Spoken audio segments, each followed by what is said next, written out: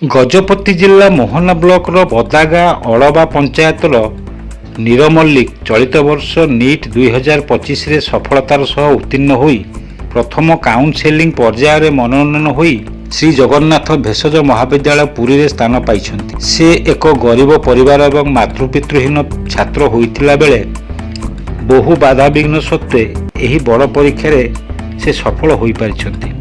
ଗଜପତି ଜିଲ୍ଲାପାଳ ମଧୁମିତା ଗତକାଲି ଅଭିଯୋଗ ଶୁଣାଣିରେ ନୀର ମଲ୍ଲିକଙ୍କୁ ମାନପତ୍ର ଏବଂ ଉପଢୌକନ ଦେଇ ସମ୍ବର୍ଦ୍ଧିତ କରିବା ସହ ମିଶନ ବାତ୍ସଲ୍ୟ କାର୍ଯ୍ୟକ୍ରମର ପରବର୍ତ୍ତୀ ଯତ୍ନରେ ମାସିକ 4,000 ଟଙ୍କା ଲେଖାଏଁ ଦେବା ବନ୍ଦୋବସ୍ତ କରିଛନ୍ତି।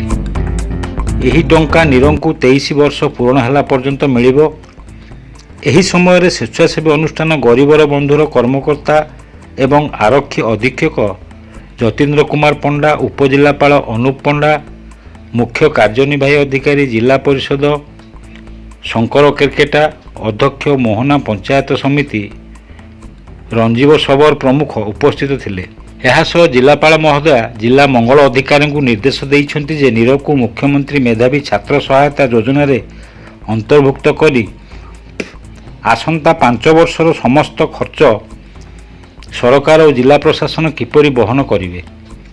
ଅନ୍ୟପଟେ ଜିଲ୍ଲା ପ୍ରଶାସନ ଜିଲ୍ଲା ଖଣିଜ ପାଣ୍ଠିରୁ କିଛି ଆର୍ଥିକ ସହଯୋଗ ଯୋଗାଇ ଦେବା ପାଇଁ ମଧ୍ୟ ପ୍ରତିଶ୍ରୁତି ଦେଇଛି।